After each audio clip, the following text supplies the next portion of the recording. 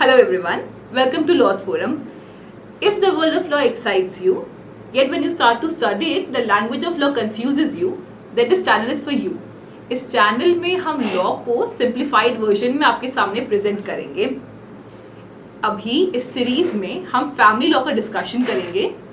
इस वीडियो को हम लोग डिवाइड कर रहे हैं 4 पार्ट्स में.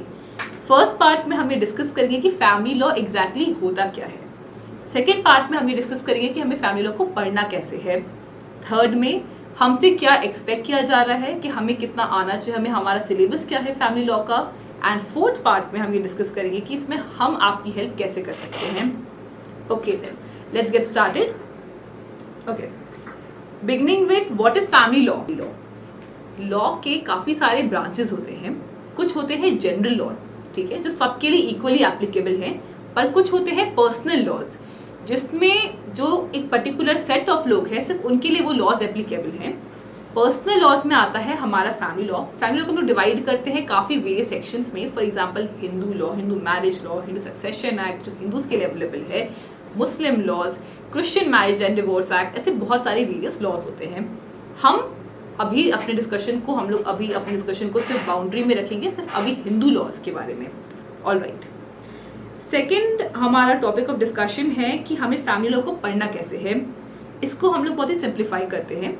हम लोग इसे 7 स्टेप्स में डिवाइड करते हैं कि हमें फैमिली लॉ को एग्जैक्टली स्टार्ट करना कैसे है. Number 1, you have to buy bare act. Now what a bare act is.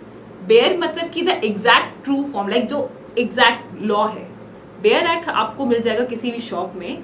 उस एक्ट को एक सिंपल सा हिंदू मैरिज एक्ट का बुकों का जो यहाँ पे डिस्प्ले हो रहा है, उससे पढ़ना नहीं है, उसे समझने की कोशिश नहीं करनी है. उसके फर्स्ट पेज को लेना है और सिर्फ उसके कंटेंट को रीड करना है कि उसमें एग्जैक्टली क्या दिया गया है.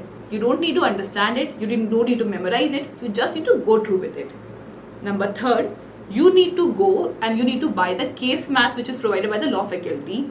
Now what the case mat is कि कुछ जजमेंट्स जो बहुत ही लैंडमार्क होते हैं उनके कलेक्शंस को हमारे प्रोफेसर्स ने कलेक्ट किया है, ठीक है. इसे कहते हैं केस मटेरियल. उस केस मटेरियल में जो लॉज दिए गए हैं उन लॉज को एक्सप्लेन किया गया है. अगेन उस केस मटेरियल को पहली बार पढ़ना कंफ्यूजिंग हो सकता है, ओवरवेलमिंग हो सकता है. So you don't need to again understand it और memorise it. You just need to see कि उसमें सिलेबस क्या है, उसका सिलेबस क्या है, हमारे केस मटेरियल का और हमारे बेयर एक्ट का सिलेबस क्या है. You just need to match it. Okay, next go to topic number 1. और टॉपिक नंबर 1 के बाद में जो उसका पहला केस है उसे आप रेफर कर सकते हैं by our videos, by our link, जिसमें हम लोगों ने डिटेल वर्जन में हमने केसेस को समराइज किया है. उससे आपको ब्रीफली समझ में आ जाएगा कि केस में होता क्या है. After that you can read the provided section, not the entire bear act, just the section which is irrelevant for us, that section. And now you can go to the case mat, read the case. I guess you will have a very good understanding. उसके बाद आप उस पर अपने notes बनाइए, summaries बनाइए. You can go for further research. ये आपके ऊपर में है.